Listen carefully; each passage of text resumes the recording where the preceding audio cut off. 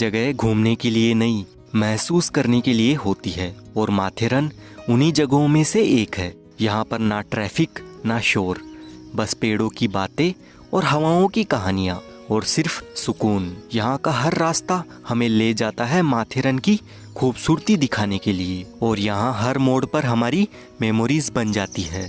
तो चलिए उस सुकून की तलाश में जहाँ वक्त भी रुककर सांस लेता है। Welcome to Matheran, the whispering hills of Maharashtra. Matheran Maharashtra के टॉप 5 हिल स्टेशंस में से एक है। माथेरन घूमने के लिए एक बेस्ट प्लेस है। यहाँ पर आप देख सकते हैं नेचर की ब्यूटी के साथ कई सारे वाटरफॉल्स, बादलों को टच करते हुए पहाड़, लेक, यहाँ के शानदार व्यू पॉइंट्स और सबसे खास माथेरन की रानी कही जाने वाली टॉय ट्रेन। ये एक ऐसी जगह है जहाँ आप फैमिली और दोस्तों के साथ आ सकते हैं और एंजॉय कर सकते हैं।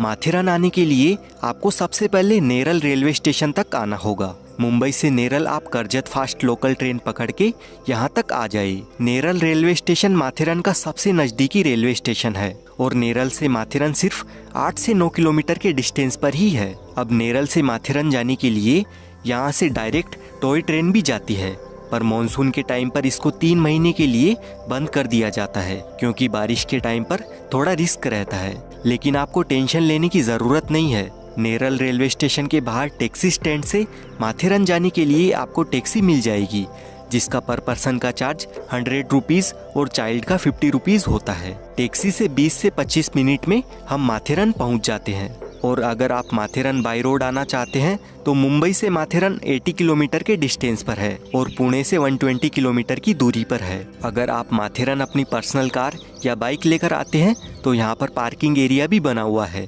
माथेरन में जब हम एंट्री लेते हैं तो पर पर्सन 50 रुपीज़ की एंट्री टिकट हमें लेनी होती है। उसके बाद हम अंदर जा सकते हैं। अब यहाँ से यानी अमन लॉज से माथेरन जाने के लिए हमारे पास 4 ऑप्शंस है, जिसमें हॉर्स राइडिंग, ई रिक्शा, बग्गी, टॉय ट्रेन या वॉकिंग करके पहुँच सकते हैं। टॉय ट्रेन से माथेरन जाने के लिए सेकंड क्लास की टिकट 55 रुपीज़ की रहती है और फर्स्ट क्लास की टिकट 95 रुपीज़ की होती है। अगर आप पैदल चलकर जाते हैं तो उसमें भी काफ़ी मज़ा आता है और हाफ एन आवर में हम पहुंच जाते हैं। लेकिन इस टॉय ट्रेन से जाने पर आप इसका एक्सपीरियंस ले सकते हैं और थोड़ा जल्दी पहुंच सकते हैं, क्योंकि फिर आगे आप सभी पॉइंट्स वॉक करके कवर करेंगे तो आपके लिए इजी रहेगा। टॉय ट्रेन की टाइमिंग की बात करें तो यहाँ पर 2 ट्रेन है जो पर डे 8 ट्रिप करती है, Matheran to Aman lodge and Aman lodge to Matheran. और सुबह मॉर्निंग में 8 बजे से शाम 5 बजे तक ट्रेन चलती है, तो ये आप टाइम देख सकते हैं। अमन लॉज से माथेरन तक जाने में हमें 15 मिनट का टाइम लग जाता है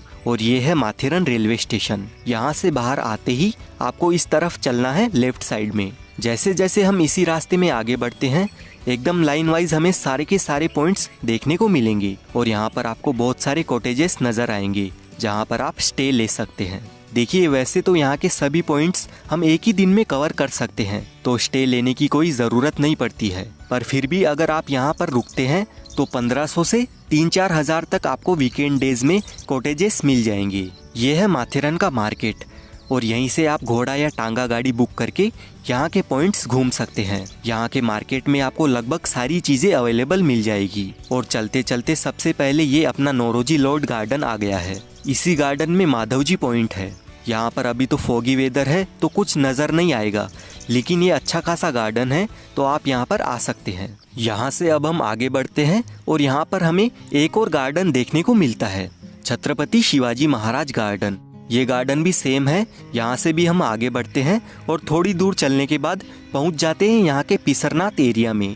इस मैप को आप देख लीजिए। अब यहाँ से हमें सीधे चलते जाना है और 2 मिनट के बाद में आ जाता है ये खंडाला पॉइंट। यहाँ पर पहुँचने के बाद ऐसा मान के चलिए यहाँ से माथेरन में हमारी व्यू पॉइंट्स देखने की शुरुआत होती है।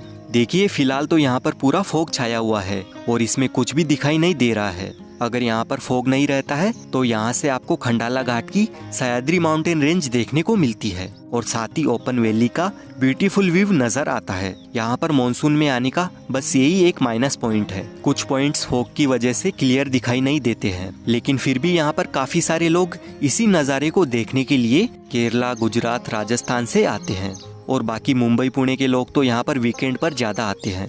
वैसे माथेरन घूमने का बेस्ट टाइम मॉनसून ही है। इस टाइम पर आप सारे के सारे वाटरफॉल्स देख सकते हैं और इस वेदर को एंजॉय कर सकते हैं। अब दोस्तों यहाँ से आपको ना इस वाले रास्ते में घुस जाना है। अगर आपको वन डे ट्रिप में माथेरन के सभी पॉइंट्स देखने हैं तो सभी देखने लायक पॉइंट्स इसी वाले रास्ते में ही आएंगे। यहाँ के रास्तों की खास बात यह है कि यहाँ पर हर मोड़ पर डायरेक्शन बोर्ड लगा हुआ है, तो हम इजीली किसी भी रूट को फॉलो करते हुए पॉइंट्स तक पहुँच जाते हैं। यहाँ से होते हुए आपको सीधा चलना है।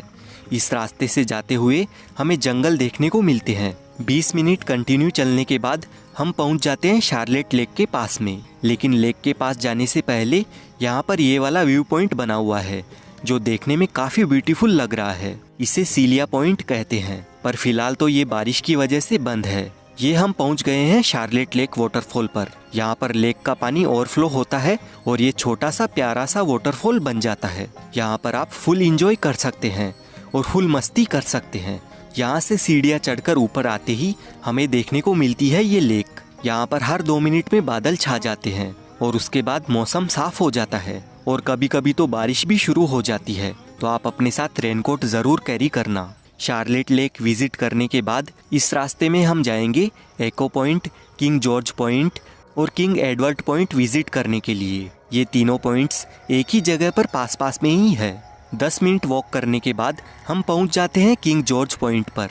यहाँ पर आपको बहुत ही अमेजिंग वाटरफॉल देखने को मिलेंगे और साथ ही आप ओपन डीप वैली का नज़ारा भी देख पाएंगे। यहाँ पर हमेशा ही बहुत ज़्यादा फॉग रहता है तो कुछ दिखाई नहीं देता है, लेकिन आप थोड़ी देर वेट करते हैं तो थोड़ी विजिबिलिटी क्लियर हो जाती है और जो व्यू होता है वो कुछ इस तरह का होता है।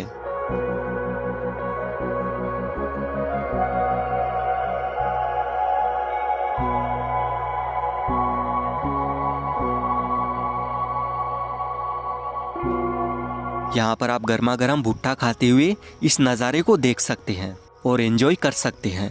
यहाँ से 3 मिनट के वॉकिंग डिस्टेंस पर है किंग एडवर्ड पॉइंट। यहाँ पर भी आपको सेम व्यू देखने को मिलेगा जो किंग जॉर्ज पॉइंट से हमें दिखाई देता है, बस यहाँ से हमें थोड़ा नजदीक से ये शानदार व्यू देखने को मिलता है। अब यहाँ से चलकर आप आ जाइए एको पॉइंट पर जो 1 मिनट के वॉकिंग डिस्टेंस पर ही है। एको पॉइंट माथेरन में आने वाले सभी टूरिस्ट का सबसे फेवरेट पॉइंट है और ये माथेरन की मोस्ट विजिटेड प्लेसेस में से एक है। सबसे ज्यादा टूरिस्ट यहीं पर आते हैं। अगर आप यहाँ से आवाज लगाते हैं तो वो आवाज गूंजते हुए रिटर्न आपके पास आती है, लेकिन अभी यहाँ पर बारिश की वजह से आपको कुछ सुनाई नहीं देगा, पर आप यहाँ पर ये नेचर का ब्यूटीफुल व्यू देख सकते हैं। अगर आप माथेरन की 1 डे ट्रिप पर आते हैं तो इस पॉइंट को बिल्कुल भी मिस मत करना। एको पॉइंट घूमने के बाद आप इस रास्ते से आते हुए यहाँ तक पहुँच जाएंगे और इस वाले रास्ते में है बाकी के सभी पॉइंट्स। एको पॉइंट से करीब 15 मिनट चलने के बाद आप पहुँच जाते हैं हनीमून पॉइंट पर। ये जगह कपल्स की फेवरेट प्लेस है क्योंकि इस पॉइंट का नाम ही हनीमून पॉइंट है और यहाँ से भी आपको बहुत ही ब्यूटीफुल व्यू देखने को मिलेगा। हनीमून पॉइंट देखने के बाद यहाँ से नेक्स्ट पॉइंट तक जाने के लिए हमें 15 मिनट तक वॉक करना पड़ता है और घने जंगलों से गुजरकर हम पहुँच जाते हैं मलंग पॉइंट पर। यहाँ से आपको नीचे गाँव का व्यू दिखाई देता है और साथ ही डीप वैली का व्यू भी देखने को मिलता है। मलंग पॉइंट के पास में यहाँ पर ही है माथेरन का मोस्ट फेमस व्यू पॉइंट जिसका नाम है लुइसा पॉइंट। अब तक आपने जितने भी पॉइंट्स देखे उन सभी प्लेसेस का पेनोरमिक व्यू हमें यहाँ से देखने को मिलता है। ये पॉइंट माथेरन का सबसे यूनिक और अमेजिंग पॉइंट है। यहाँ से आपको वाटरफॉल्स के साथ साथ माथेरन की मेस्मराइजिंग ब्यूटी भी नजर आती है। यहाँ पर चलने वाली ठंडी ठंडी हवा इस पॉइंट को बाकी सबसे खास बनाती है।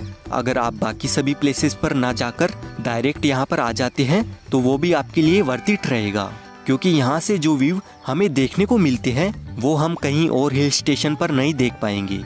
यहाँ से आपको वो जो लोग दिख रहे हैं वहाँ पर है एको पॉइंट और ये है किंग जॉर्ज पॉइंट का वाटरफॉल। यहाँ पर बैठकर आप आराम से कुछ टाइम स्पेंड कर सकते हैं।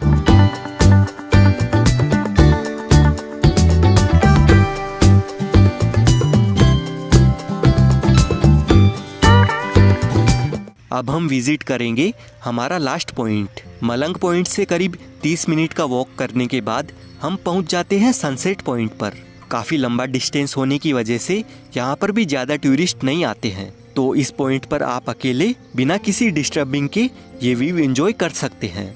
दोस्तों वीडियो अच्छा लगा है तो लाइक शेयर करें और चैनल को भी सब्सक्राइब कर ले, और आप मुझे इंस्टाग्राम पर भी फॉलो कर सकते हैं।